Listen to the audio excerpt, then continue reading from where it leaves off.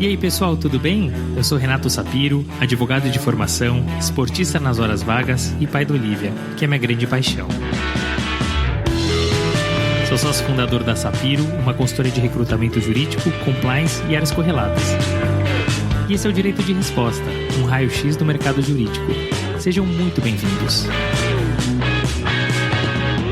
Esse é um podcast leve e informal, onde falaremos com os principais personagens desse meio sobre carreira, tendências e, claro, curiosidades.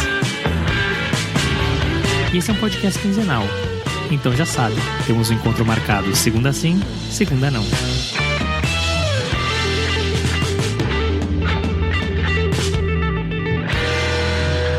Tassiana é formada em Direito pela PUC de São Paulo e tem diversos cursos por renomadas universidades, como PUC, FGV, IBMEC e King's College de Londres. Passou 2 vezes pela Nestlé, Arcor e há 7 anos está na americana Hasbro, onde é diretora jurídica e de assuntos governamentais para Brasil e América Latina. Mas melhor que ouvir de mim, vamos ouvir dela. Tassiana, muito obrigado por ter aceitado o convite do Direito de Resposta. Sei que você é uma ouvinte assídua e eu acompanho também a tua carreira há muitos anos, então é muito bacana e eu estou muito feliz de ter você aqui conosco. Muito obrigado. Imagina, Renato, eu que agradeço. Um prazer e, na verdade, uma honra estar aqui, né? Honra nossa. Olha, a gente vai começar com a nossa pergunta clássica, que é sobre planejamento de carreira. E você tem uma carreira que é super sólida. Você passou basicamente por 3 empresas ao longo desses mais de 20 anos.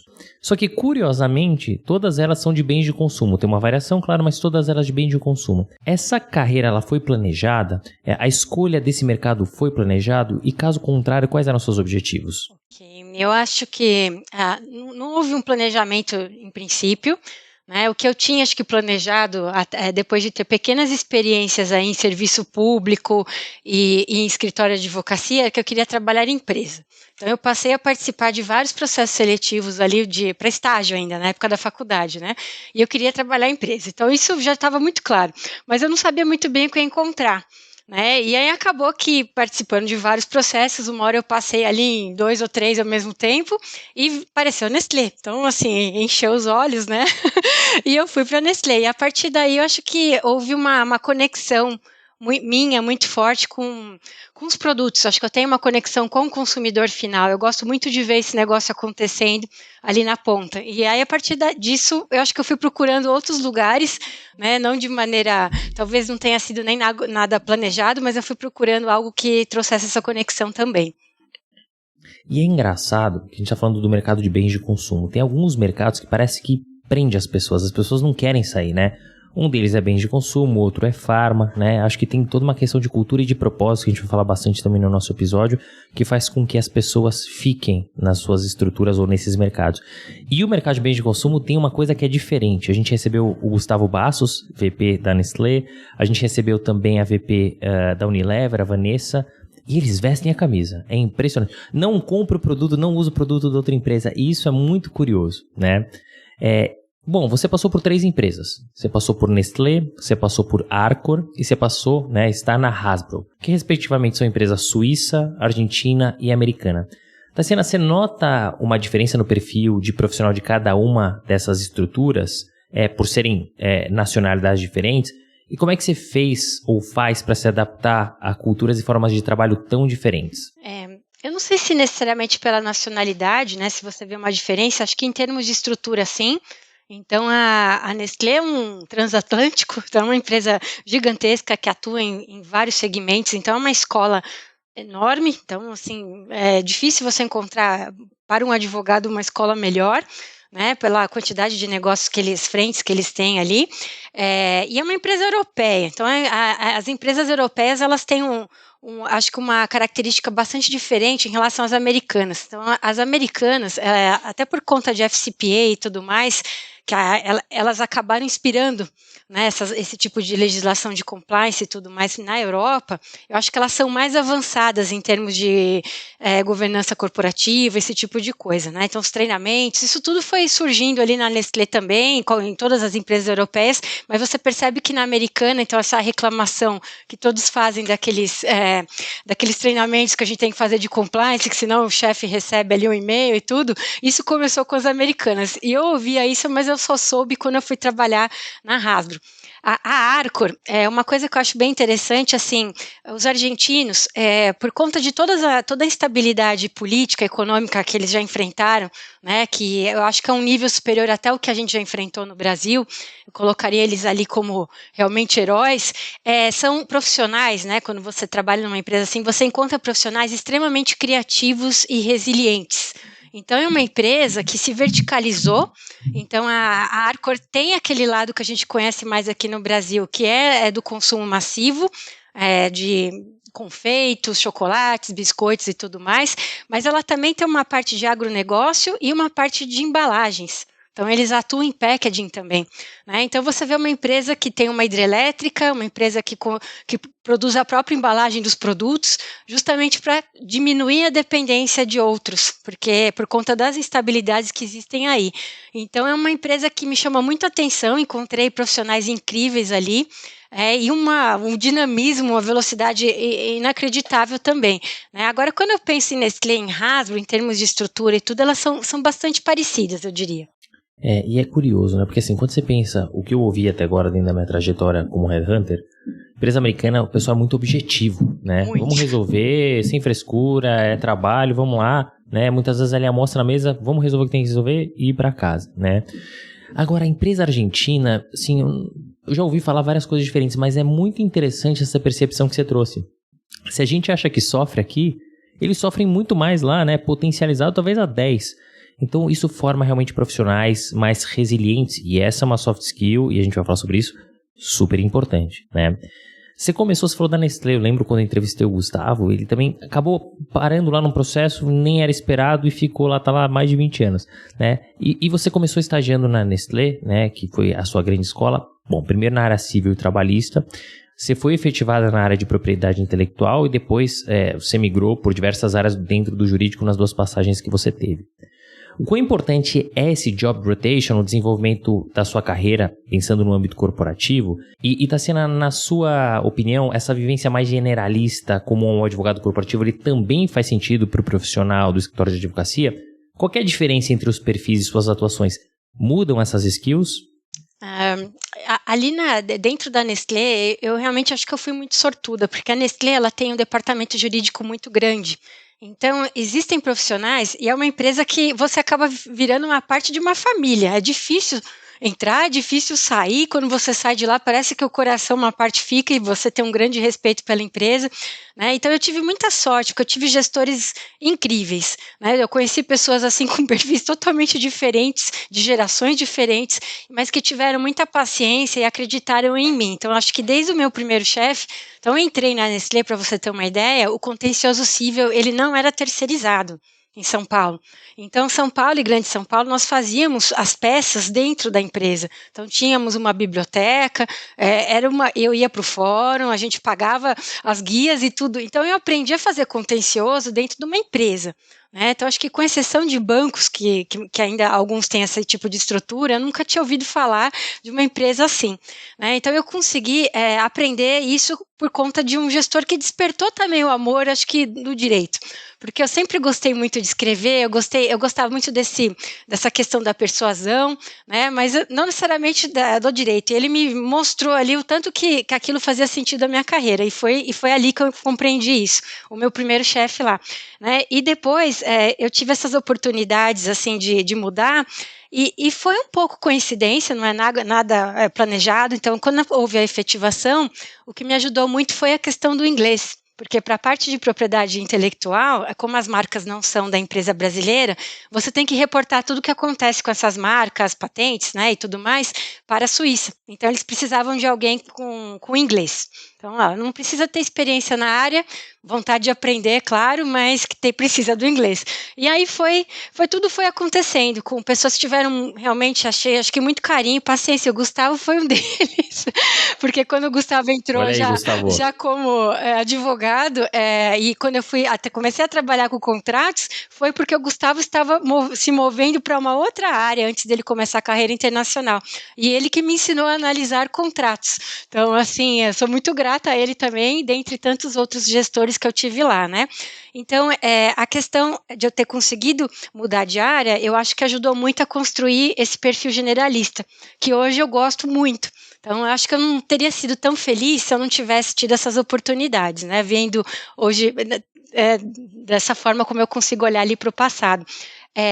Quando eu penso no escritório de advocacia, eu vejo as coisas de uma maneira um pouco diferente.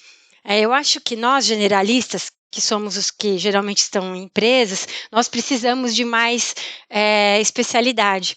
Justamente porque eu posso ser especialista em algumas áreas, mas o meu dia a dia não me permite me aprofundar demais. Então eu busco no advogado externo justamente a especialidade que eu não consigo ter. Então, a profundidade. Então, eu vejo as carreiras de uma maneira um pouco diferente. Não quer dizer que a pessoa não consiga, não sei, trabalhar em societário, vai trabalhar com concorrencial ou qualquer outra coisa assim. Isso é possível, lógico, mas eu acho que, em princípio, como alguém que precisa dos serviços, eu vou procurar a especialidade. É interessante porque, assim, se fosse 10 anos atrás, batia assim tranquilamente, generalista da empresa, especialista em escritório. E eu acho que ainda tem muito disso, né? Como você bem colocou, mas hoje você já começa a cruzar um pouquinho os perfis, né? E você vê até um movimento que era incomum, que a gente de empresa voltar para escritório. Verdade. Né? O movimento mais comum é escritório-empresa, né? Mas você vê esse movimento de volta. E eu acho que são perfis sinérgicos e que se complementam. Eu acho que você trouxe uma coisa que é muito interessante. O advogado corporativo, ele traz a visão da empresa. Mas ele não é um especialista, ele é um generalista. Então ele conhece um pouco de tudo, mas sem uma grande profundidade. O escritório, o advogado de escritório, ele conhece aquele assunto com mais profundidade e ele vai contribuir. Então, eu acho que o trabalho em conjunto é benéfico, obviamente, para o cliente e para a empresa, né? Essa primeira passagem, eu imagino que tenha sido muito emblemática para você lá na Nestlé, né? Porque você falou que passou por órgão público, mas talvez dentro do ambiente corporativo, a tua primeira experiência profissional, né? Que dificuldade você encontrou justamente por ser essa primeira vivência, essa primeira experiência? E o que foi fundamental para a sua adaptação e as sucessivas promoções? A efetivação você contou, mas para sucessivas promoções. Eu acho que uma coisa que é essencial é você saber ler pessoas e ambientes. Né? Então, quando você é muito jovem, você não tem muito, até porque você não tem muita vivência para isso, tá? Para você começar a entender como que é o fluxo ali dentro. Então, uma empresa, ela não é muito diferente de quando você pensa numa administração pública. Então, você tem ali o fluxo do poder, como é que funciona, como é que as pessoas são, né? Então, quando você pensa em estruturas muito grandes, você tem que ter essa noção. Então, assim, para você poder saber, quais são as regras aqui para eu poder crescer, para eu poder mudar de área, o que eu tenho que fazer? E o que eu sempre acabei fazendo, eu acho que foi muito instintivo, porque eu não tinha esse conhecimento, assim, como hoje eu consigo concretizar isso, né, e falar de uma maneira mais clara, mas um feeling que eu percebia muito, foca na parte técnica, que é o que você tem a aprender, porque ali, como eu disse, por ter um volume muito grande de coisas e diferentes áreas e BUs e tudo mais, né, que são as business units, você tem a possibilidade de aprender muito se você tiver curiosidade. Então, você vai aprender, por exemplo, com uma área de assuntos regulatórios, e aquela pessoa que é um engenheiro de alimentos, ele vai te trazer um conhecimento que, juntando com o conhecimento jurídico que você tem de direito do consumidor, de rotulagem, você vai fazer um trabalho muito melhor do que você faria se você só passasse um e-mail dizendo o que dá para fazer, o que não dá para fazer. Você vai muito mais, acho que numa seara muito mais profunda, né? Então, eu acho que você tem que tentar aproveitar essas situações para aprender. E as coisas vão mudando. Então, você tem um gerente aqui numa hora, depois você tem um diretor. Se você se apega à parte técnica, principalmente nessa primeira fase da sua carreira, você acaba conseguindo crescer porque o seu resultado vai falar por você.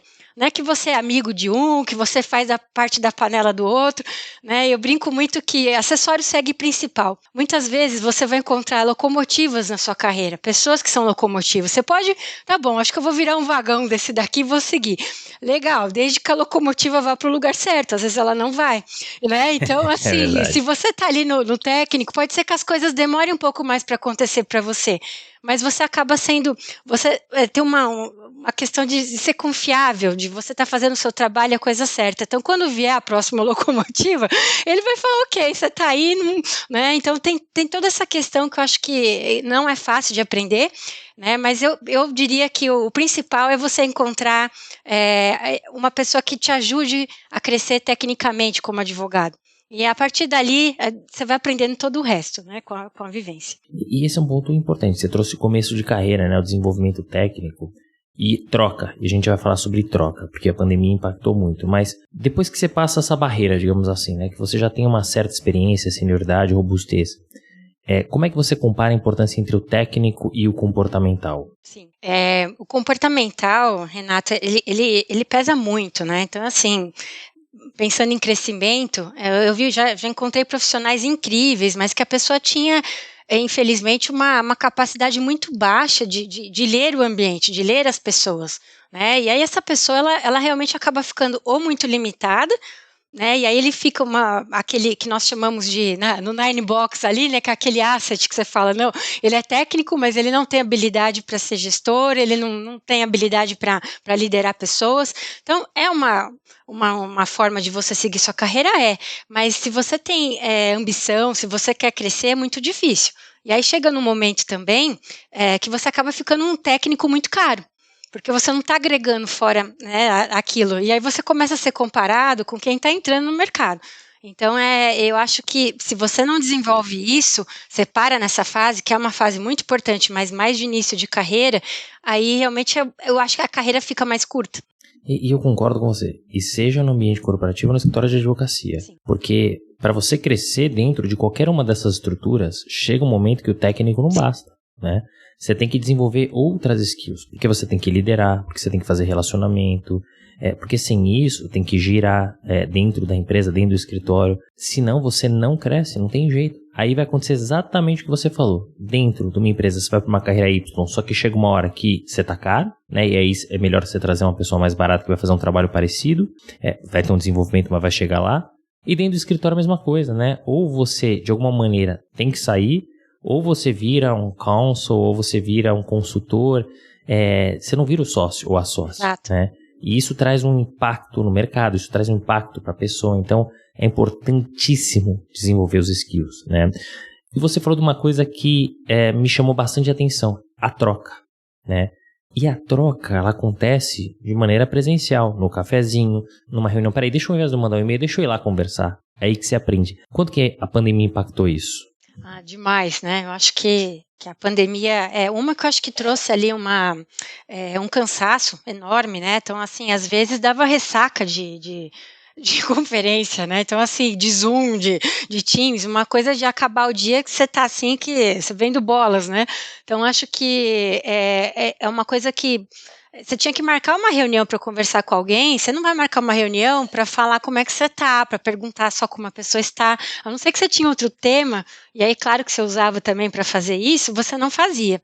Então acho que o sentimento de solidão, apesar de estar todo mundo preso com a família em casa, aumentou, né? Então você se sentia assim muitas vezes sozinho, o trabalho, acho que até para fazer essa conexão do propósito mesmo, fica muito mais difícil. Né? Acho que exigiu demais na pandemia. E as relações também. Muita gente entrou na empresa nova, que eu estou conhecendo agora. Então, eu falei com alguns, a sensação muito interessante que alguns que olhavam, nossa, mas como você é alto, né? O que olhando da impressão que a pessoa era mais baixa, outros ao contrário também. Então, foi realmente muito interessante essa experiência. Assim, é algo roteiro de filme, né, Renato? Total. Uma coisa que a gente não esperava, né? E mexeu muito com as pessoas, muito. Né? E perdeu muito. As empresas perderam, os profissionais perderam.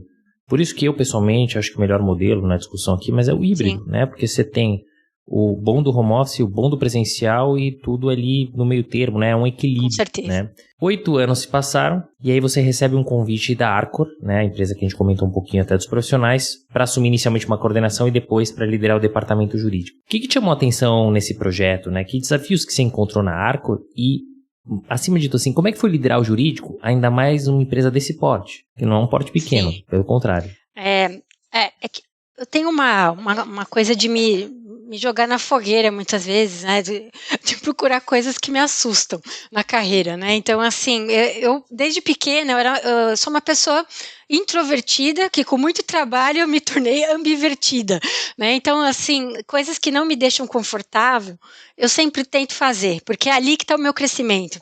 Então, eu ficar aqui escrevendo e lendo, isso é algo que para mim, nossa, eu tô ótima, tá super tranquilo. Mas não é o que vai me fazer melhor, como pessoa, como profissional. Então, desde pequenininha ele foi fazer balé, né? Aí tinha a apresentação do balé no teatro.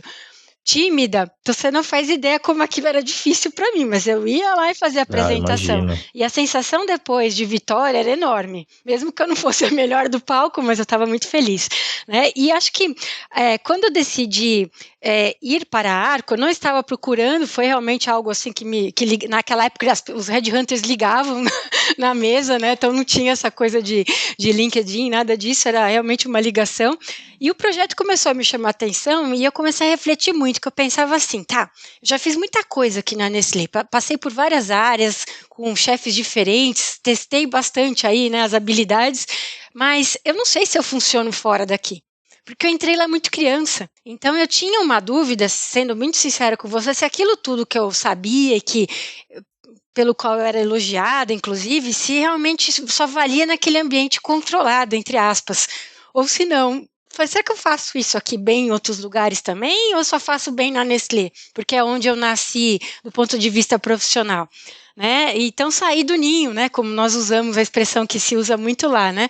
Resolvi sair do ninho, aceitei esse desafio. Foi uma coisa muito interessante, porque quando eu trabalhava na Nestlé na parte de propriedade intelectual, houve uma venda, porque a Nestlé tinha comprado a Tostines, que é uma empresa de biscoitos aqui de São Paulo, né, naquela época, e aí junto veio um pacote... Biscoito gostoso, é bom, hein? Opa! E é biscoito, essa coisa que você aprende na Nestlé, não é bolacha, gente, é biscoito. E veio... Os cariocas não vão gostar. Pois como na Hasbro não é boneco, é action figure, então você vai aprendendo, né, todo o vocabulário. E veio um pacote de guloseimas, que era o quê? Sete Belo, a Paçoca Amor, Kids, uma série de marcas ali de bala, só que aquilo muito fora do core da Nestlé, então não fazia muito sentido manter aquilo ali. E eles venderam para a Arcor. Então eu tinha trabalhado com a Arcor nessa transmissão das marcas, nos contratos, nessas questões, não na parte de M&A, mas na parte das marcas em si. Então fiz reuniões com a advogada, junto com a minha chefe na época e tal, escritório de advocacia. Então, quando veio aquela memória de falar, olha, aquela empresa, né? Então, foi muito bacana. Aí comecei a estudar mais sobre a empresa, durante o processo seletivo fui entendendo, e fez muito sentido para mim, porque a ideia era ser coordenadora do jurídico todo. Então, era um jeito de eu começar a tentar pegar todo aquele conhecimento que eu tinha tido na Nestlé e ver se funcionava em outro lugar. Então, basicamente foi isso, né? Não fui para assumir E aí, funcionou? Funcionou. Modéstia à parte, acho que funcionou muito bem. Não fui para lá para ser head do jurídico, aconteceu. Então, isso foi uma coisa realmente que... A ideia era ser coordenadora e me reportar para o head da área, que se reportava para o CFO da empresa.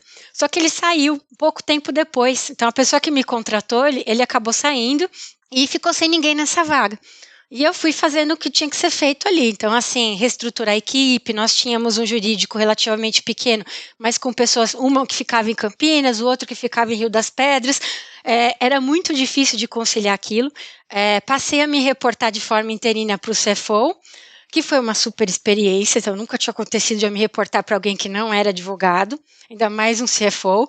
Então ele foi me ensinando vários conceitos, né? Então quando eu falava com ele, ele olhava para mim e falava, isso é um nice to have ou é um must have? Entendeu?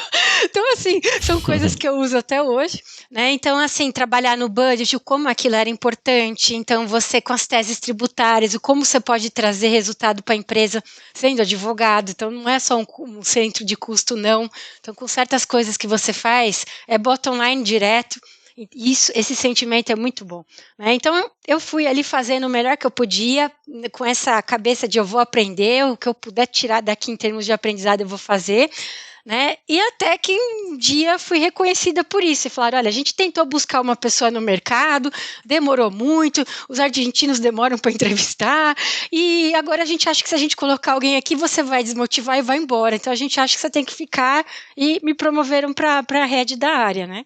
Mas acabou não mudando tanto no dia a dia porque eu já estava fazendo, mas é legal você receber a coroa, né? E ser reconhecido por aquilo. Foi um dos maiores reconhecimentos da minha carreira. Até hoje eu não tenho dúvida disso.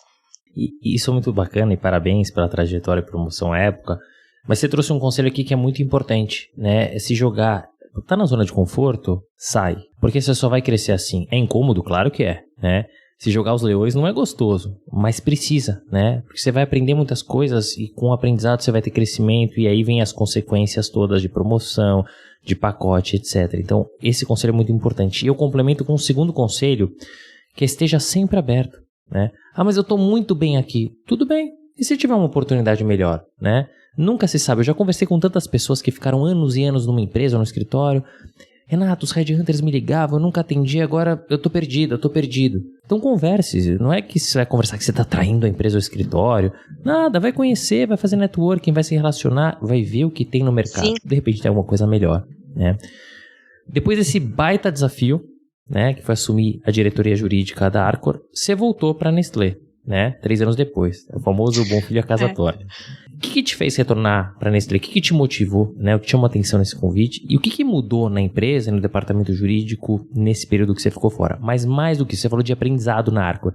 O que você trouxe de novo para o departamento jurídico da Nestlé? Claro. Eu acho que esse é um ponto bem interessante. Quando eu saí da Nestlé, eu nunca tive aquele sentimento de nossa, se me promovessem, me chamassem, eu voltaria agora. Não por nada, mas é porque eu achei que aquilo, cara, era uma página virada. Foi excelente, mas já foi, né? Não tinha isso. Então, quando me ligaram, né, eu fiquei um pouco, sabe, sem chão, que eu falei, sabe aquela coisa que você não imagina que vai acontecer? Então, você não sabe, você não tem nem ideia formada. Eu comecei a pensar, e quando eu fui promovida na Arcor, eu tinha menos de 30 anos. Então, assim, foi realmente uma coisa para mim muito grande. E eu gostava.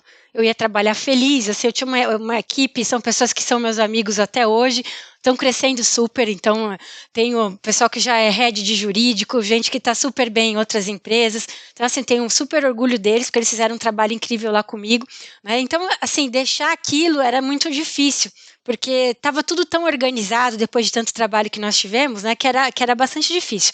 Mas eu cheguei, aí tem o lado da mulher, né? Então, qual que era a minha sensação? Eu estava, nossa, estou em ascensão. Isso já estava muito claro. Então, você tem aquele sentimento que vem depois. Agora eu quero ser diretora. Agora, então vem todo aquele... Só que aí, Renato, vem aquela coisa que não é muito fácil de lidar. Que é, eu quero ter um filho. Eu quero ser mãe. E aí, onde que vai ser o melhor lugar para ser mãe? Onde que eu vou ter mais estabilidade? Porque esse sentimento é muito difícil, sabe? Quando você está em estruturas menores, que você sabe que uma pessoa saindo por 4 meses de licença, 6 meses, vai fazer muita falta, te dá uma certa insegurança. E as mulheres hoje, elas têm adiado essa questão da maternidade, e aí a situação talvez fique até mais difícil, porque eu acho que é mais fácil talvez você sair de cena quando você está no meio ali daquela fase de coordenador, começo da gerência, do que quando você já está mais sênior. Então, assim, é muito, muito difícil essa decisão. Né? Então, esse foi um ponto. Então, eu pensei, a Nestlé, ela vai me dar uma estrutura melhor. Então, desde tempo de licença de maternidade que era mais longa, eu pensei em tudo isso. Né? Também, claro que teve uma questão técnica. Então, foram 3 pontos. Então, acho que uma questão pessoal que acabou pesando mais. A outra questão era a questão técnica, porque o que me ofereceram era trabalhar com M&A, e a parte de direito concorrencial, societário, que eu não tinha tido a oportunidade de passar por isso ainda.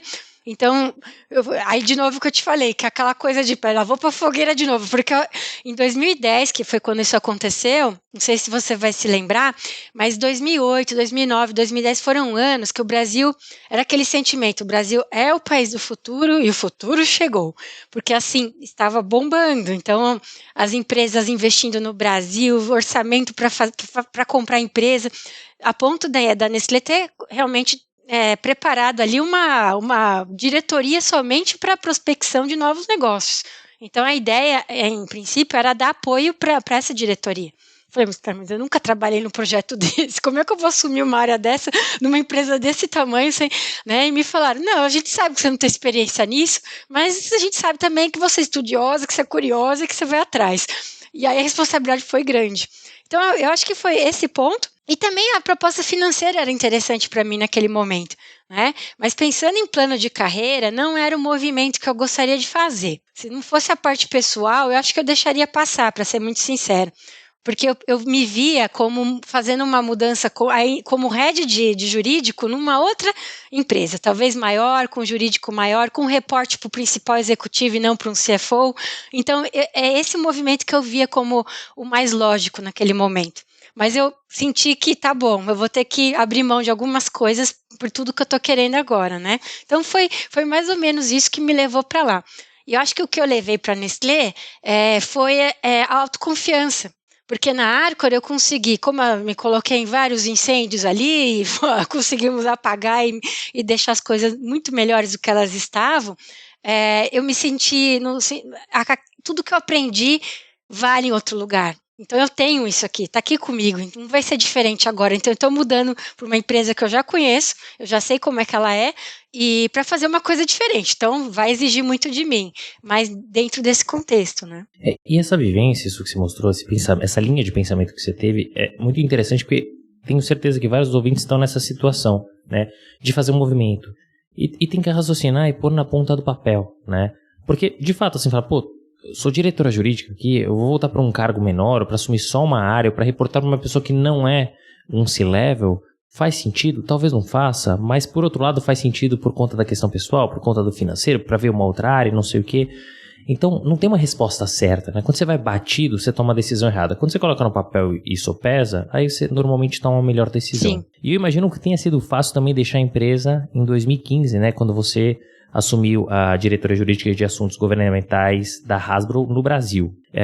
E ainda que seja uma empresa de bens de consumo, ela atua no mercado diferente, né? Porque você vende Nestlé, vende Arcor, e a Hasbro, ela é uma empresa mais voltada para entretenimento e brinquedos. Então eu imagino que a dinâmica, ainda que seja de novo uma empresa de bens de consumo, seja diferente. Tassiana, se você puder contar um pouquinho desse mercado, como é que ele funciona, as especificidades e mais do que isso, como impacta na rotina, acho que vai ser do jurídico, vai ser muito legal. Porque, de fato, é um ambiente que gera muita curiosidade. Claro. A Hasbro foi muito interessante, que o processo seletivo, por que me interessou? Que na Nestlé, nos últimos anos que eu fiquei lá, eu já estava atuando, mas não de uma forma, como eu diria, formal, né? Mas muito em conjunto com a área de assuntos governamentais, que eu acho que é uma super evolução interessante para o advogado, porque o advogado, na faculdade, nós somos criados, alimentados para litigar. Então, vamos brigar, né? Eu brinco que a pessoa mais perigosa que tem é o recém-formado em direito, né? Então, esse cara, o cara que acabou de pegar o AB, assim, vamos... É terrível. Então, você tem um pouco... infelizmente, nós somos formados para isso, né? Felizmente ou infelizmente. Mas quando você chega já em patamares, assim, superiores, você começa a pensar um pouco e ver como é que as coisas funcionam, e muitas vezes você tem uma situação com uma Anvisa, com o MAPA, com outras autoridades, porque a autoridade não pensou na consequência regulatória que uma medida poderia ter, né? E não é por mal, não é porque ele quer te prejudicar, que você vê e sabe, nossa, saiu essa resolução, o cara vai acabar com essa linha inteira, o que ele está pensando? Aí você vai lá e entra com o mandado de segurança, que é o mais óbvio, né? Mas você pensa, se eu falar com ele, e se eu perguntar para ele, se eu mostrar para ele se essa era a intenção mesmo, né? E eu comecei a participar disso. Então, ter cada vez mais uma integração maior com assuntos regulatórios, a ponto de olhar a resolução, de entender quando é que você usa sem lactose, com lactose, o que você pode usar aqui, e marcar essas reuniões, ir para Brasília e fazer essas reuniões.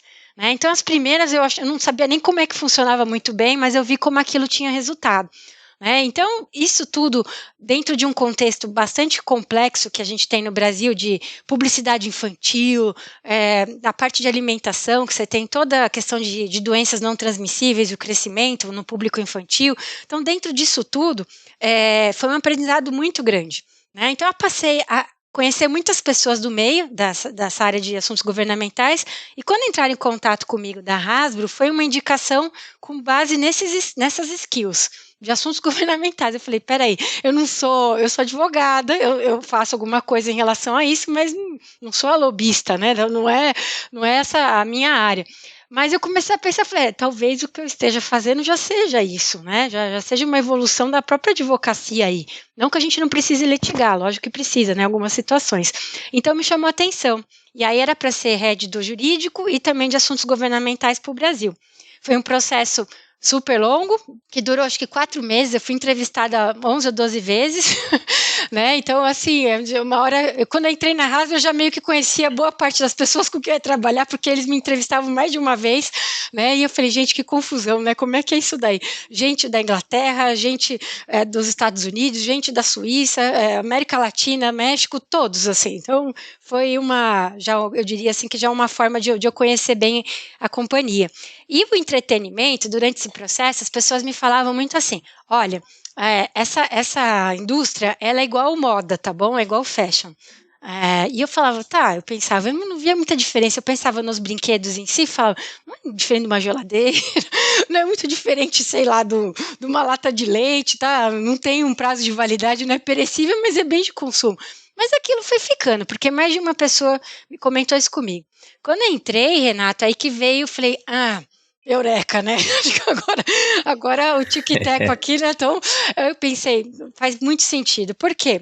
Porque o brinquedo hoje, ele está totalmente conectado com o entretenimento. Então, quando você pensa numa criança e ele gosta de um personagem específico, é o Pokémon, por exemplo. Ele quer ver o streaming do Pokémon, ele quer a carta do Pokémon, ele quer usar o pijama do Pokémon, ele quer o bonequinho do Pokémon, e é o que a gente chama de 360. Você fica consumidor, assim, em todas as esferas, ele usa aquele personagem. É o caderno, é o estojo, é tudo. Aí depois ele vai para outro personagem. E vai ser a mesma coisa. E o que acontece? Você tem lançamento de conteúdo com frequência. A pandemia suspendeu tudo, mas agora a tendência é que isso volte. E quando você lança o Pokémon Premium, Super, eu não sei, ele não é o mesmo do anterior, e a criança sabe.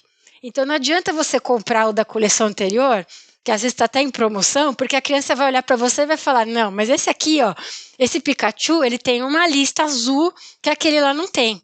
E eles sabem disso. Então você tem que criar toda uma coleção para aquele novo conteúdo. E aí as coisas andam juntas, né? E aí você pode imaginar a complexidade que é você mudar seu portfólio um percentual de mais ou menos 70%, 80% todo ano, e você ter isso tudo alinhado com as datas de lançamento dos conteúdos. Então, com um sourcing que é espalhado no mundo inteiro. Então, você tem produção em vários países do mundo, né? Então, assim, é bastante complexo, né? Mas, ao mesmo tempo, muito interessante. Eu imagino, porque quando eu penso em brinquedo, eu penso em brinquedo, ponto, né? Mas é interessante, é curioso e faz todo sentido isso que você traz.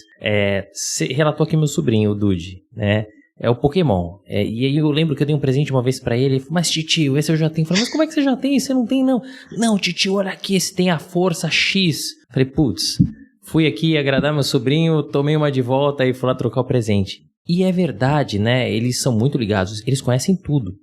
E vê o desenho, e tem o pijama, e tem o brinquedo, e tem não sei o que, e sabe quando saiu. E não adianta que você falou, não adianta enganar. Então, é um mercado que se atualiza muito rápido, tem que se atualizar muito rápido. E eu gostei muito do exemplo que você trouxe, né? Porque é mais fácil de tudo, realmente quando sai uma resolução que você sabe que vai impactar no teu negócio, mandado de segurança, vamos pro pau, vamos pra briga. Mas às vezes não funciona, né? Ou demora a resposta que você ou a resposta negativa. E quando você vai lá no órgão regulador e você demonstra que não faz sentido, e ele não tinha pensado naquilo, tem a chance de mudar, Sim. né? Isso que você trouxe eu vejo cada vez mais nas empresas. Nas empresas, obviamente, que estão nesses âmbitos regulados. Eles querem um advogado que assuma junto relações institucionais governamentais, que faça o relacionamento com as associações, que faça o relacionamento com os órgãos reguladores. Porque isso vai fazer muita diferença no dia a dia. Então foi muito interessante você trazer esse exemplo. Bom, você está 7 anos já na Hasbro, né? A gente falou de 2015 e passou assim, num piscar de olhos. E você já foi promovida 3 vezes. E hoje você é diretora jurídica e de assuntos corporativos não só para o Brasil, mas também para a América Latina. O que muda Brasil para América Latina, né, no dia a dia, na rotina? E quais que são os seus próximos passos dentro da Hasbro? Para fechar, Daciana, na sua visão, você acha que o profissional com formação jurídica ele pode extrapolar os cargos com funções não jurídicas? E se sim, qual que é o limite? Claro. Eu acho que quando a gente fala de América Latina, é uma coisa, aí é outra fogueira. Porque você sendo advogado, você conhece o seu ambiente jurídico aqui do Brasil é uma coisa. Então, você pode não ser especialista em trabalhista, mas você tem aquele bom senso e você vai ouvir alguma coisa e faz sentido, não faz sentido, e você consegue, né, caminhar. Quando você fala de América Latina e de qualquer outro país, lógico, quando você está fora da sua jurisdição, é muito difícil, Renato, que não é você falando de vendas, não é você falando de marketing, mesmo assim você tem que conhecer o mercado, lógico, mas você está falando de legislações.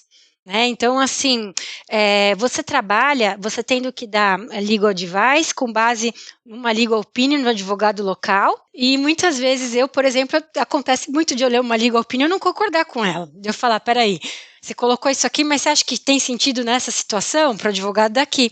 Então, às vezes esse sentimento de eu não tenho esse senso crítico para olhar o que o advogado local está falando, externo, e fazer a mesma coisa que eu faço aqui no Brasil.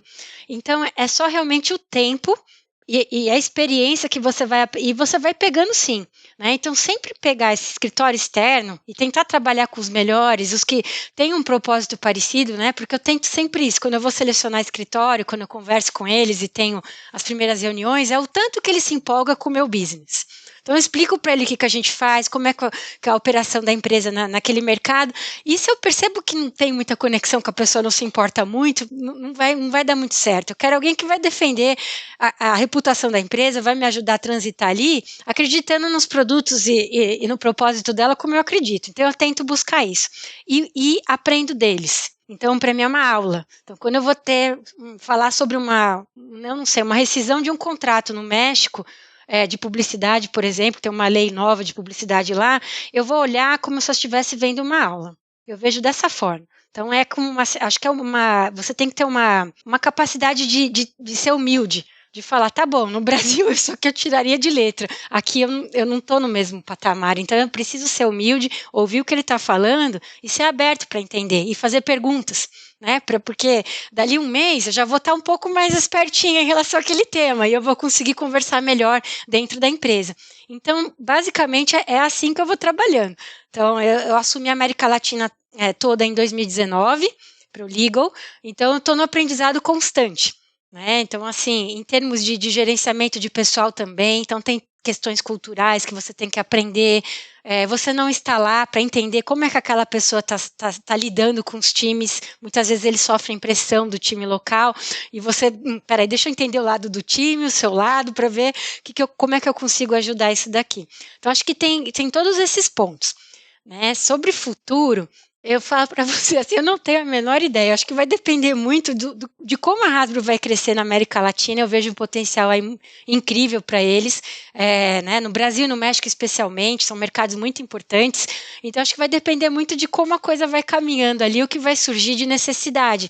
Não é uma empresa que te coloca limites. Então, se você está disposto a ajudar aqui, eles vão deixar você ajudar. Não vai ser aquela coisa de, aqui é meu quadrado, cada um no seu quadrado e não mexe aqui. Não tem isso. Então, é uma coisa muito bacana. Então, tem uma pessoa da empresa que fala sempre. Então, o maior diferencial é justamente a gente ser muito ágil e muito stretched. Então, tem pouca gente, então a gente pode agir mais rápido, as coisas são menos burocráticas, mas às vezes também você sente pela falta de recurso nesse sentido, de ter mais gente, porque a carga de trabalho acaba ficando grande, Mas é muito divertido, um aprendizado constante. Então, é assim que eu vejo a passagem lá. E o seu último ponto sobre os limites, eu não vejo limite, para te falar a verdade. Eu acho que as nossas áreas, quando você pensa, se você quer continuar sendo advogado, fala, eu não abro mão disso, é lógico que você vai ficar restrito ao jurídico. Assuntos governamentais eu já vejo como algo a mais. Uma comunicação, que você pode sim ter uma equipe que é multidisciplinar, que vai te ajudar com isso, a você aprender a lidar com a imprensa e tudo mais, porque é algo que a gente também faz, em momentos de crise, com assuntos mais delicados, mas a gente também é colocado nisso, E sem falar em ESG agora, eu acho que isso, ESG está cada vez mais ligado com legal. Quando você vê o que está acontecendo nos Estados Unidos, com as empresas que são listadas, eles já têm ali metas de diversidade que você tem que comprovar, você tem metas da questão de carbono, o que você está emitindo, então já virou uma coisa jurídica. Então, isso tudo está muito conectado. Então, eu vejo essas como possíveis extensões, que são mais naturais, mas já vi advogado em marketing, já vi advogado em vendas. Eu acho que é uma profissão que te dá bom senso, Renato, sabe? Uma carreira que te dá bom senso e te ensina a tomar decisões de uma maneira muito interessante. Então, a maneira como a gente analisa os fatos, como é que você divide as coisas, como é que você toma a decisão com base no maior impacto e menor risco, eu acho que a gente já tem essa questão muito bem desenvolvida. Então, se te interessa outras coisas, eu acho que não é difícil, não. Eu não vejo limite. Você imagina se a faculdade de Direito ajudasse, hein? Porque você tem toda a razão. Por isso, talvez, que nossos pais falavam lá atrás, seja engenheiro, economista, administrador ou advogado, advogada. Porque realmente eu acho que é muito curioso, né, nessa evolução que eu venho acompanhando do mercado. 10 anos atrás, a resposta seria não, de jeito nenhum. E hoje não, pelo contrário. Os advogados, né, o profissional de direito, ele tem um perfil muito completo, ele tem uma visão diferente, ele vai buscar a experiência fora, vai fazer um MBA, então ele complementa a formação dele. Por isso que eu acho absolutamente plausível. Já vem acontecendo, como você citou alguns casos aqui, de áreas que vêm sendo juntadas, trazidas para dentro, entre aspas, do jurídico, ou abaixo das asas ali do profissional de direito. Mas pode sim, um CEO, um CFO, eu acho que sim, tem capacidade para isso, né? No último episódio, Tassiana, a gente recebeu a presidente da OAB, que é a Patrícia Panzolini, inacreditável, mas primeira presidente da OAB, maior seccional do Brasil, de São Paulo, em 90 anos, né? E ela trouxe alguns dados que me chamaram bastante atenção, mas que materializam a total ausência de paridade de gênero. Então, nesse período de pandemia, o número de produções acadêmicas dos homens aumentou sensivelmente em decorrência justamente do home office e pelo mesmo motivo o das mulheres despencou, né? Isso fala por si só, né? Como foi sua experiência nesse período pandêmico, né? Você falou agora um pouquinho da maternidade e como é que você faz para conciliar a maternidade com a profissão, especialmente nesse nosso mercado, que é um mercado que demanda muitas horas de trabalho? Você consegue trazer aqui alguns conselhos para as nossas ouvintes? Vou tentar. Aliás, o episódio da Patrícia foi incrível, né? Recentemente eu assumi a coordenadoria da questão da privacidade de dados para infância e juventude, né? Então, o presidente da comissão é o Solano de Camargo, então ele tem trabalhado bastante com a Patrícia e a gente tem visto coisas incríveis acontecendo, né? Então, essa questão toda, os pontos dela, de diversidade, de como ela está batendo nisso, assim, acho que realmente são coisas que nunca aconteceram na OAB, então super contente e achei muito legal o episódio dela. Eu entendo que o maior sofrimento das mulheres durante a pandemia foi o fato que ficou muito claro o quanto, eu falei com muitas, tá? Então, em alguns casos, aí, entre reuniões, no começo ou no fim de alguma reunião, eu conversava com elas, porque eu percebi, às vezes, que a pessoa estava desesperada, querendo desabafar, e dentro daquele, né? Porque todo mundo ficou com medo, então a gente teve momentos de, acho que isso não é tão grave assim, de repente, meu Deus, todo mundo vai morrer.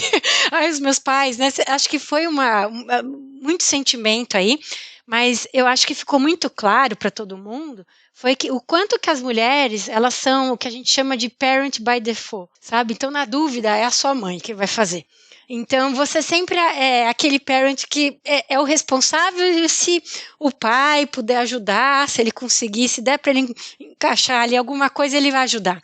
Mas é você que leva mesmo o piano, né? Então, assim, acho que isso ficou muito claro na maior parte dos lares, das pessoas que cá entre nós que são privilegiados para ter esse tipo de problema, que a gente sabe que muitos brasileiros são pouquíssimos os que tiveram esse privilégio de ficar em casa trabalhando ali, né? Não são muitos, né? Então, acho que isso eu percebi bastante, o que causou burnout, início de burnout, depressão, ansiedade, né? Então, é assim, uma situação bastante difícil. A minha experiência não foi, o que eu posso dizer, eu acho que não foi muito diferente. Meu marido, acho que ele me ajudou muito. Então, a gente tem uma amizade aí de longa data, nós conhecemos na faculdade, né? Então, assim, faz muito tempo que temos isso. Então, além de ser um casal, eu acho que tem esse lado de muito respeito profissional. Então, a gente se ajuda muito profissionalmente também, de dar coach muitas vezes, né? De dar olha, você não está se ligando nisso aqui, né? Então, acho que isso é super legal. E ele resolveu, graças a Rita Lobo, cozinhar durante a pandemia, que é uma coisa que, assim, eu não nasci muito para coisa, sabe? Até ninguém vai passar fome, mas... Então, ele vê isso como um hobby. Então, ajudou muito. Então, quando a gente estava com a nossa filha, aí ia começar a aula dela, ela estuda à tarde, né? Então, assim, tinha que servir o almoço, e aí ele já deixava as coisas meio preparadas. Se ele tinha reunião na hora do almoço, eu ia lá e aquecia, já chamava ela para comer, para poder ir para a aula. Mas eu acho que foi um pouco de também, em alguns momentos, de falar, eu não vou conseguir controlar tudo, não vou. Então, se sair mais ou menos, ok. Minha filha ficou com fase de alfabetização durante a pandemia, então me dava um pouco de pânico. Eu falei assim, meu Deus, como é que essa pessoa vai aprender letra cursiva em casa, né? Eu pensava, e eu não consigo ficar com ela com um caderninho de caligrafia, não dá, porque a casa estava caindo, a gente estava lidando com vários projetos e um receio de como a coisa ia ser afetada ou não, como o business ia ser afetado, né? Acabou sendo um período muito bom, os brinquedos venderam muito nesse período, então o mercado em si cresceu, mas eu tinha, né, estava ali toda focada nisso, então acho que a ajuda dele foi essencial nesse período. Né, dele perceber e falar assim, tá difícil para todo mundo, né, eu gosto de fazer isso, então eu vou fazer isso, e eu cuidava das outras coisas, tá bom, você faz a comida, eu vou lavar a louça, e a gente resolveu dessa forma. Então, acho que acho que você tem que procurar isso, acho que é o equilíbrio, empatia e solidariedade nesse sentido, né, é a única forma, Renata, e muita gente, infelizmente, não teve esse apoio. Então, você percebe que teve uma vida bastante difícil, de ter que entrar numa conferência fingindo que está tudo bem, e a pessoa está ali despedaçada, né, prendendo o filho dentro do banheiro para a criança não ficar chorando enquanto ela está tentando fazer uma reunião com o chefe, sabe? Então, foi bem difícil. Foi um período, ainda né? Graças a Deus as coisas estão melhorando, mas de fato foi um período bastante conturbado, né? As pessoas ficarem, e foi quem você falou ainda, privilegiados, né? Que ficaram dentro de casa, mas muito bacana essa parceria que vocês tiveram, isso é muito importante e deveria ser sempre assim, né? E eu espero que parcerias como essa, ou políticas de diversidade como a Patrícia vem tentando implementar, brigando sim com o mercado tradicional, mas vem tentando implementar na OAB, tudo isso é muito importante para a nossa sociedade e a gente precisa disso, né? Agora, Tassiana, para fechar essa parte da carreira, a sua carreira a gente já falou, uma carreira que é super sólida, ela é muito bem estruturada. Você contou, enfim, os movimentos que você fez, que foram movimentos muito bem pensados, né? Mas o que você acha que foi fundamental para que tudo isso acontecesse e dessa forma? E pensando na sua trajetória até aqui, se você pudesse mudar alguma coisa, você mudaria? E se sim, o quê? Eu acho que eu sempre procurei, Renata, a gente fala muito, né, pensando até nas avaliações que são feitas nas empresas, né? Então, esse é o Nine Box, né? Que são super conhecidos e tal. A gente fala muito participando dessas reuniões, você começa de talent review, que todas as empresas fazem, a gente fala muito do what e do how, né? Então, tá bom, o que esse cara fez e como ele fez, se ele tem um how bom ou não tem, né? Mas a gente não fala do why, né? Então, assim, a gente ajuda as pessoas a encontrarem o why, por que elas estão fazendo aquilo? Né? Então, assim, é algo que eu sempre tentei buscar. Não, porque eu acho que não é muito função do seu chefe esperar que ele procure isso. Você tem que achar um automotivador, né? Então, quando eu penso em motivação, eu já pensei muito, já li muito sobre paixão, sobre significado, para ver, né, como é que essas coisas se convergem, tudo. Mas cheguei à conclusão que quando você fala assim de propósito, o propósito ele é racional. Ele não é uma coisa, paixão não é a antítese. Aliás, disso, né? Então, assim, a paixão, quando a gente fala, estou apaixonada, a pessoa tá quase louca, né? Que o coração dispara, ninguém consegue viver apaixonado. E você não vai viver apaixonado em 30 anos de carreira, em 40 anos de carreira, e não existe isso. O que existe é você fazer uma coisa que te faz feliz. Então, assim, o que te faz feliz? Por exemplo, uma coisa que me dá prazer, resolver problemas complexos. Então, quando eu vejo uma situação, uma crise, que você fala, meu Deus, e agora? A gente vai, né, como advogado, você pensando, vai fazer um recall, não vai? Como é que faz? Aquilo, e você percebe como as pessoas saem da casinha, ficam nervosas de diferentes áreas, e como é importante que alguém fique calmo, especialmente o advogado, para poder, que é muita fumaça que fica. Então você tem que achar o caminho, cadê a luz aqui para a gente achar a saída? Que vai ficar todo mundo fazendo assim com a mão, a fumaça vai subindo, e você realmente tem que ser aquela pessoa que segura a lanterna e vai guiando em muitas situações. Né? Então, assim, me dá um prazer enorme quando eu consigo encontrar uma solução e falar, tá bom, a situação não é boa, mas a gente tem uma solução boa para ela. né? Então, eu acho que isso é muito bacana. Mas é o que eu te falei, você tem que encontrar por que você está fazendo aquilo. Você está fazendo aquilo por dinheiro só? Você está ali? Se for, a não ser que você conecte o ganhar dinheiro com algum outro seu sonho, algum outro projeto, a sua vida vai ser muito chata, vai ser muito difícil. E assim, é provável que você seja muito feliz. E você não consegue ser bem-sucedido se você fica com aquela energia lá embaixo. Você não vai conseguir passar numa entrevista se você já está totalmente infeliz no seu trabalho. Eu falo muito isso quando as pessoas me procuram sobre esse tema. Você tem que procurar emprego quando você está bem. Porque quem quer te contratar, ele quer energia boa. Ele não quer você cortando os pulsos e falando e se vitimizando e falando que você deveria ter sido promovido, mas não foi. As pessoas não querem isso. Então você tem que estar bem. E você só vai estar bem se você se conectar com o porquê que você está fazendo isso. Com a tua vida, com a tua carreira, com tudo. Né? Então eu acho que eu vejo isso como o principal fator que acho que me trouxe onde eu estou hoje, né? E também a curiosidade, humildade para aprender, acho que você precisa muito disso, não dá para você esquecer muito, e também eu acho que uma certa, como é que eu posso falar? Eu acho que você tem que ser não ser mesquinho com a vida, com a sua carreira, com a empresa onde você trabalha, sabe? Então, assim, não é porque você trabalhou um pouco mais e fala, nossa, mas estão me escravizando. As coisas, veja aquilo como um aprendizado. Né? A não ser que aquilo seja frequente, aí também você tem que tomar a decisão de falar, não é o lugar para mim. Né? Mas eu acho que tem que ter essa generosidade com a vida, porque as coisas acontecem. É meio que ação e reação. Então, você vai fazer, alguém vai estar vendo o que você está fazendo. Então, você vai ser reconhecido por aquilo. E se não for, alguém lá fora vai te reconhecer uma hora ou outra. Então, eu vejo que esses são os fatores principais. E você trouxe um conselho muito importante, propósito. Né? E dentre os vários conselhos super relevantes que você trouxe, talvez esse seja o mais, que é isso que vai fazer dar certo, né? E é isso que vai fazer você ser feliz. A gente passa mais tempo no trabalho do que com a família. Então, o mínimo que a gente pode ter é conectar o nosso propósito com o propósito da empresa. Então, assim, vai participar de um processo seletivo, estuda a empresa, estuda o escritório, conversa com as pessoas que passaram por lá, conversa com as pessoas que estão lá, veja quais são os princípios, bate com os seus. Se não bate, mas eu quero mudar, mas não bate. Não adianta você forçar uma situação, não vai dar certo. Bate, deu certo, a grana é consequência. Você vai ganhar dinheiro, pode ter certeza absoluta, né? E você vai estar feliz, que é o mais importante.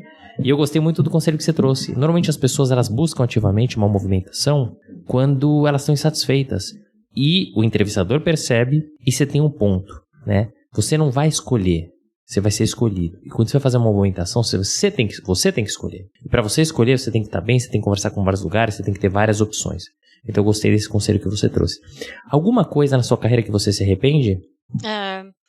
Eu acho que não, Renato. Assim, as decisões foram tomadas. Eu acho que realmente a coisa que mais corrói a gente é a dúvida. A dúvida é terrível. Então, assim, eu tendo a pensar, como eu te falei, né? Tem até um treinamento que fala como tomar decisões como os advogados, porque a gente tem um método que eu nem sabia, só quando eu fiz esse curso que eu percebi como a gente tem um método para tomar decisão, né? E eu uso isso de uma forma muito racional, e depois que eu tomo a decisão, eu não fico pensando, mas se eu tivesse lá ainda, talvez eu tivesse acontecido. Não, foi aquilo que naquele momento com o que eu tinha, né, para analisar, foi o que eu achei que era melhor, né, e eu sigo em frente, eu não tenho esse sentimento de verdade. Eu acho que depois que eu tomei, tá tomado e acabou, olha para frente. É mais ou menos assim. É isso. A gente ainda não tem a máquina do tempo, né, então tá feito e acabou, né, deu certo, não deu, paciência, no mínimo serve de experiência e aprendizado, né. Você falou bastante durante sua carreira sobre gestão, sobre cuidar das pessoas, sobre os skills, né? E a gente sabe que gerir pessoas definitivamente não é uma coisa fácil, né?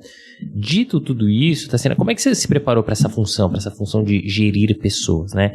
E quais competências que você julga absolutamente necessário para um gestor jurídico? Quando a gente fala de liderança, né? Assim, acho que a definição clássica é você ter a capacidade de motivar e inspirar as pessoas. É isso, para um objetivo. Então, não é só você inspirar e motivar, isso é um livro de autoajuda ambulante. Não, porque você tem um objetivo que é o business, no final das contas, né? É isso. Então, como é que você move as pessoas para aquilo? Eu acho que quando você você tem que dar o exemplo. E eu dar o exemplo em relação a tudo. Então, desde você ser uma pessoa que estuda, uma pessoa que olha os detalhes, uma pessoa que tem esse apreço técnico, que a gente tem que tomar muito cuidado com isso, que a gente vai subindo. Então, você vai ficando gestor, muitas vezes, em alguns lugares, as pessoas tendem a achar que eu não ponho mais a mão na massa. Mas você não pode perder a mão pelo seu próprio time. Porque se a pessoa começa a ver que você perdeu totalmente, sabe? Você começa a estar andando no ar, que você não tem mais aquele pé no chão, é muito fácil que ele pare de te respeitar no sentido de te admirar.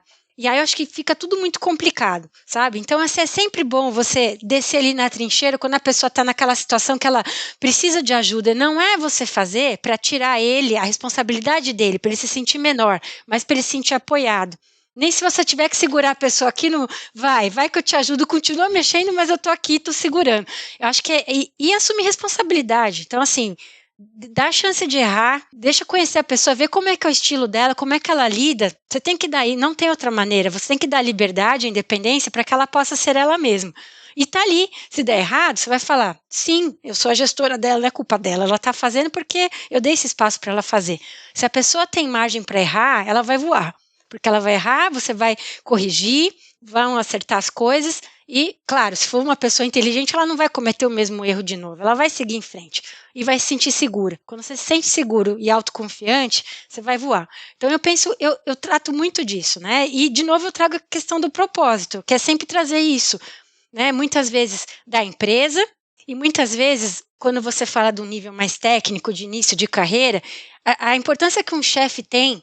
Porque essa pessoa, esse conceito de propósito, ele pode ser um pouco abstrato para quem não está acostumado com isso. Então, o chefe é essencial. Os primeiros chefes que você tem vão marcar sua carreira para sempre. Então, inclusive, definir o que você quer para sua vida. Então, assim, escolhe um chefe bom. Pense menos no nome da empresa, o sobrenome que vai te dar. Mas assim, se você não tem uma pessoa que te ensina, que não agrega, isso pode colocar sua carreira inteira em risco, porque você pode achar que você não gosta de fazer aquilo, não é isso, né? Agora, nos outros níveis já não. Então, tem a questão de você entender o propósito da empresa, se você confia naquilo e você acredita naquilo, e das atividades que você faz também, né? Que você não vai ficar motivado o tempo inteiro, então você tem que ter disciplina para falar, por que eu estou fazendo isso? Isso aqui é chato, mas eu adoro fazer isso aqui. Então, quando eu fizer alguma coisa que eu gosto, eu vou pegar e vou encher minha energia ali, a bateria, né, legal, fiz uma coisa legal, para eu poder depois fazer aquilo que eu não gosto tanto, mas que eu tenho que fazer também. Então, é buscar esse equilíbrio, né, e eu acho que você fazendo isso, você é um jeito de ensinar as pessoas também a encontrarem essa maneira de se automotivarem. Né? Então, acho que são os meus conselhos, assim, né? Que eu entendo que são coisas legais. E é super importante, você trouxe a figura do gestor aqui, não só os skills, mas o quão importante e relevante ele é, e de fato para a carreira de um profissional. É um mentor, né? Principalmente ele no início da carreira. E pode fazer ele para a direita, para a esquerda, para cima, para baixo. Então tem que tomar o gestor tem que tomar muito cuidado, né? E o gerido tem que olhar quem é o seu gestor. Mas você trouxe tanto conselho que eu queria saber se, para fechar nossa conversa, se sobrou algum.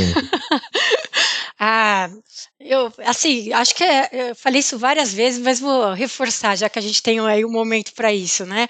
Então, assim, não tenham medo de ser voluntários para coisas que te apavorem muitas vezes. Então, é falar em público. Então, assim, ter uma oportunidade de você falar sobre um tema que você gosta, mas para a empresa inteira, em inglês, que deixa todo mundo nervoso, né? Que você sabe que não vai ser igual a falar em português, faça.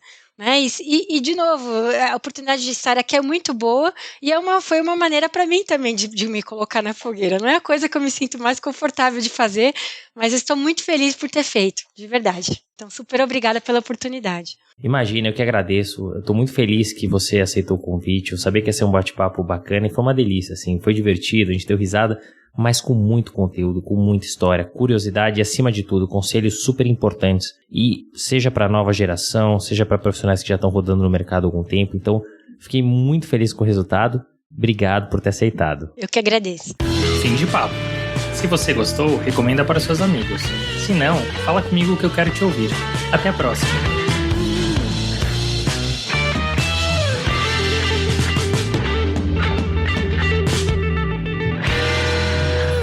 Uma produção Voz e Conteúdo.